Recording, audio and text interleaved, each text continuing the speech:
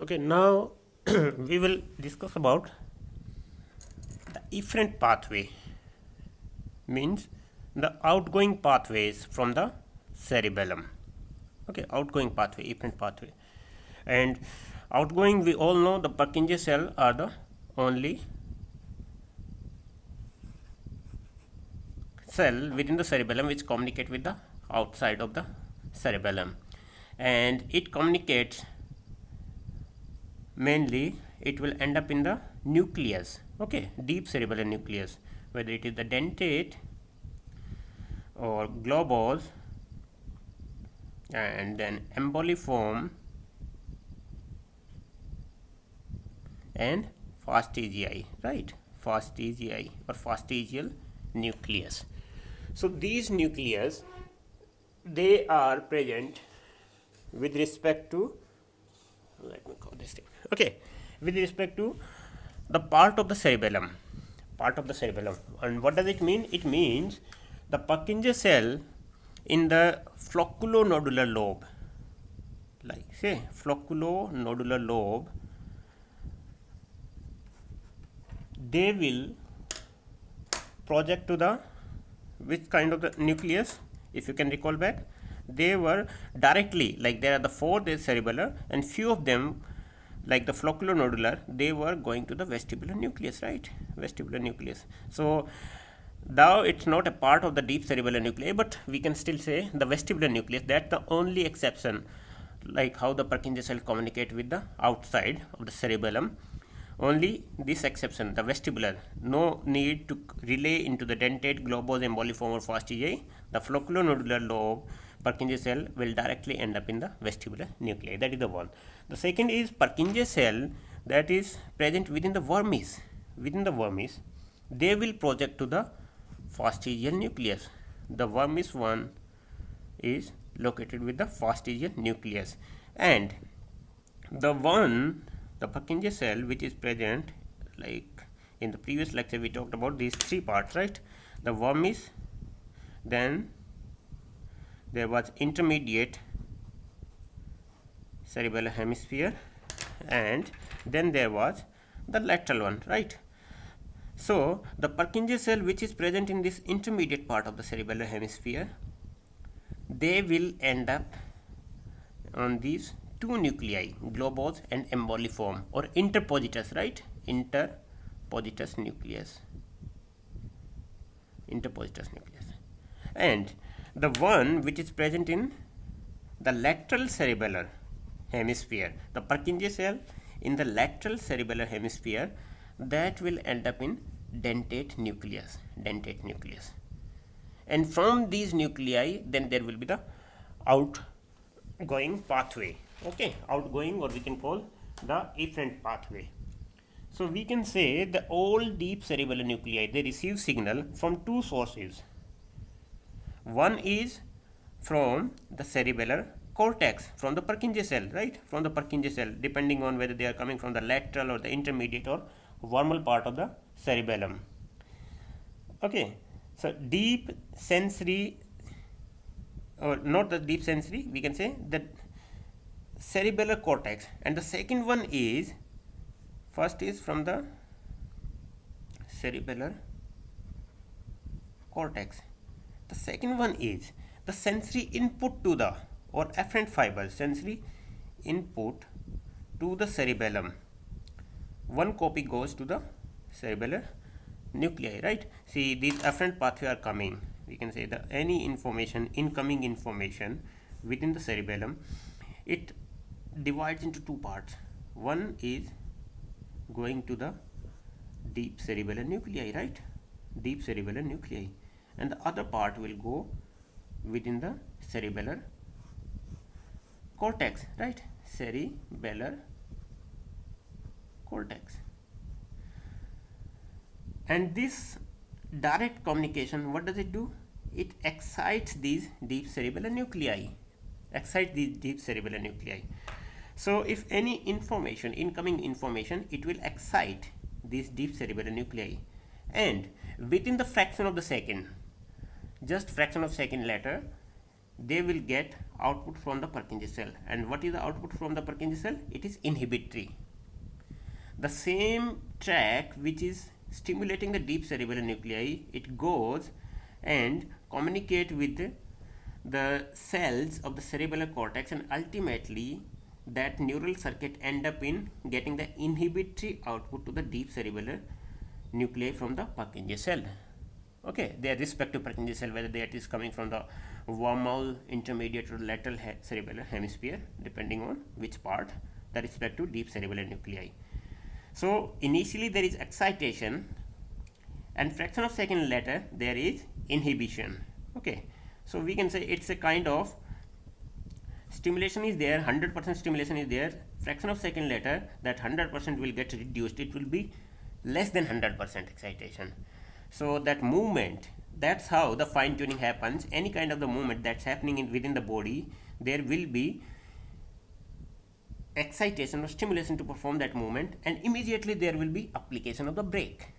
Like say this is the pen, I have to pick it up, so I will pick it. For picking up this pen, my hand will move. Now it should move up to this one, right? It shouldn't go past point this particular object, it shouldn't go like this way, and it should go over there and should stop over there, and it should be very refined movement, it shouldn't be like this way. Okay, so there is initially there is stimulation, and within fraction of second there is inhibition, so that movement is which is supposed to get performed, that will get stopped at a particular destination point. Okay, particular destination point. So these efferent pathways, we can say let me say this one.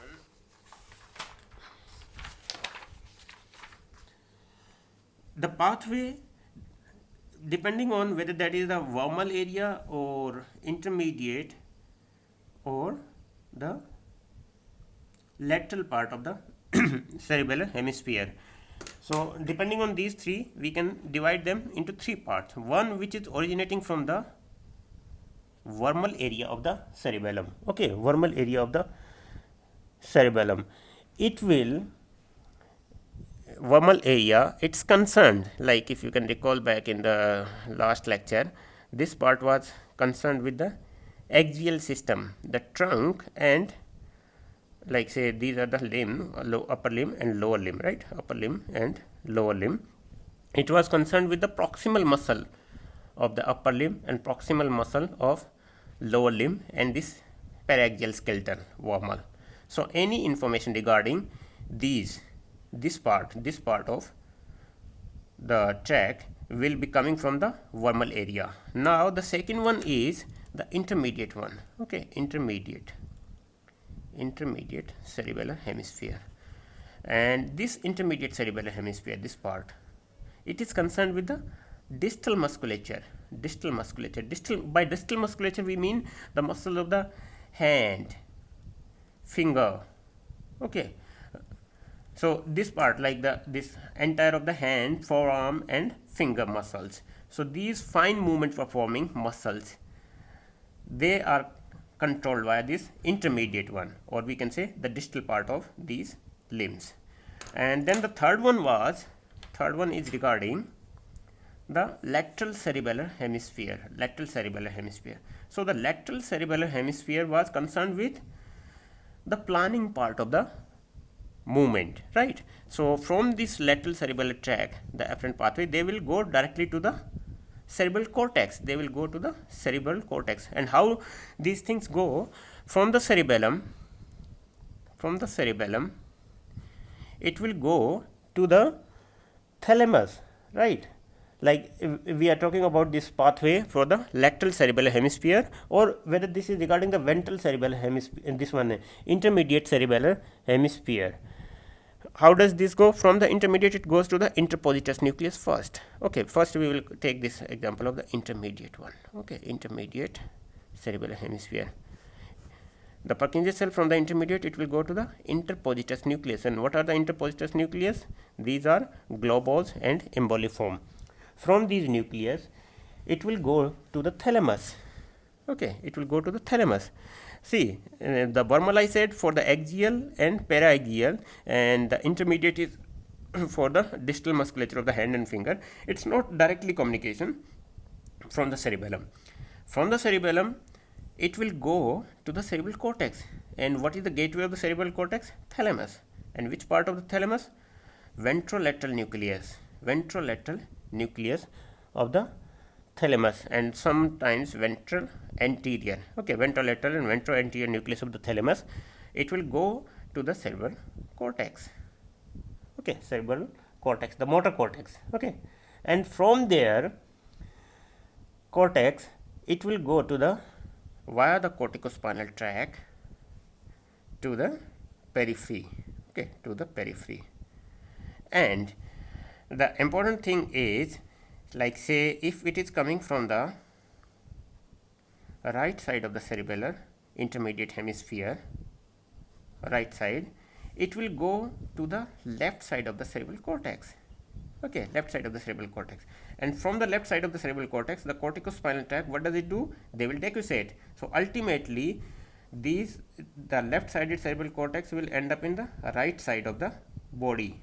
So right side of the body is controlled by the right side of the cerebellar hemisphere, and same side ipsilateral control from the cerebellum.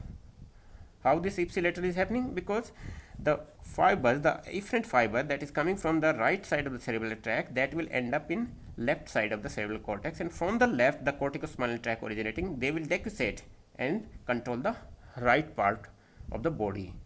That's a different lecture. When you will come back, I'll tell you what is the reason. Have you ever given a thought? Like why there is right and left issue with the brain? Why it cannot be like directly the right side of the brain control the right side of the body, left side of the brain control the left side of the body? Why there is so much of the complication? There is a reason behind that.